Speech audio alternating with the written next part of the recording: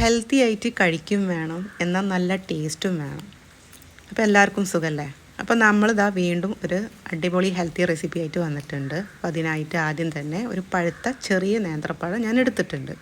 അപ്പോൾ ഇത് ചെറിയ ചെറിയ പീസാക്കിയിട്ട് നമ്മൾ വേവിക്കാൻ ഉദ്ദേശിച്ച പാത്രം ഏതാണോ അതിലോട്ട് മുറിച്ചിടുക.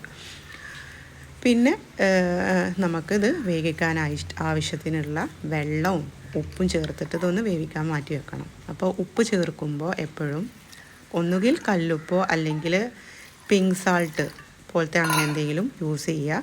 പിന്നെ പൊടിപ്പ് കഴിയുന്നതും ഉപയോഗിക്കാതിരിക്കുക കേട്ടോ. അപ്പോൾ ഇത് വേവിക്കാൻ വേണ്ടി വെച്ചിട്ടുണ്ട്.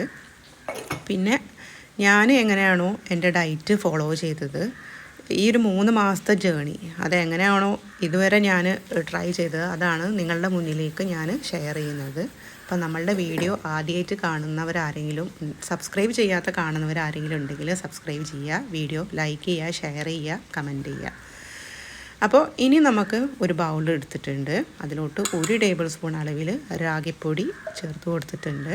ഇതിലോട്ട് കുറച്ച് വെള്ളം ചേർത്ത് കൊടുത്തിട്ട് ഇതൊരു സ്ലറി ഒന്ന് ഒരു പരിവാക്കിയിട്ട്, അതായത് ഒന്ന് വെള്ളം ഒഴിച്ചിട്ട് ഒന്ന് ഇളക്കി മിക്സാക്കിയിട്ട് യോജിപ്പിച്ച് മാറ്റി വെക്കണം കേട്ടോ. അപ്പോൾ അത് റെഡിയായിട്ട് മിക്സ്ചർ ഇവിടെ റെഡിയായി വന്നിട്ടുണ്ട്. പിന്നെ ഇത് നമുക്ക് നമ്മളുടെ വേവിച്ച് വെച്ചിട്ടുള്ള ആ പഴത്തിൻ്റെ കൂട്ടുണ്ടല്ലോ അതിലോട്ട് ചേർത്ത് കൊടുക്കണം വേണ്ടിയിട്ടാണ് ഇത് തയ്യാറാക്കിയിട്ടുള്ളത്. അപ്പോൾ നമ്മളുടെ പഴമൊക്കെ ഇവിടെ നന്നായിട്ട് വെന്ത് വന്നിട്ടുണ്ട്. ഈ സമയത്ത് ഫ്ലെയിം കുറച്ചിട്ട് തന്നെ ആയിരിക്കണം നമ്മളുടെ ഈ ഒരു രാഗിയുടെ മിക്സ്ചർ നമ്മളതിലേക്ക് ചേർത്ത് കൊടുക്കേണ്ടത് കേട്ടോ. അപ്പോൾ ഇതാ നമുക്ക് ഇതിലേക്ക് മധുരത്തിന് നമ്മൾ വേറെ ഒന്നും ചേർത്ത് കൊടുക്കുന്നില്ല കേട്ടോ. ശർക്കരയോ പഞ്ചസാര അങ്ങനത്തെ ഒന്നും നമ്മൾ ചേർത്ത് കൊടുക്കുന്നില്ല. പഞ്ചസാര ഒരിക്കലും നമ്മളുടെ ഡയറ്റ് ചെയ്യണ സമയത്ത് ഉപയോഗിക്കാതിരിക്കുക. പഞ്ചസാര ഭയങ്കര ഡേഞ്ചറാണ്. അപ്പോൾ വല്ലപ്പോഴും നമുക്ക് ക്രേവിങ്സ് തോന്നുന്ന സമയത്ത് വല്ലപ്പോഴും കഴിക്കണോണ്ട് പ്രശ്നമില്ല. പക്ഷെ അത് അമിതമായാൽ ആപത്താണ്. അപ്പോൾ ഇതാ നമ്മൾ ഇത് കുറുക്കി കൊടുത്തിട്ടുണ്ട്.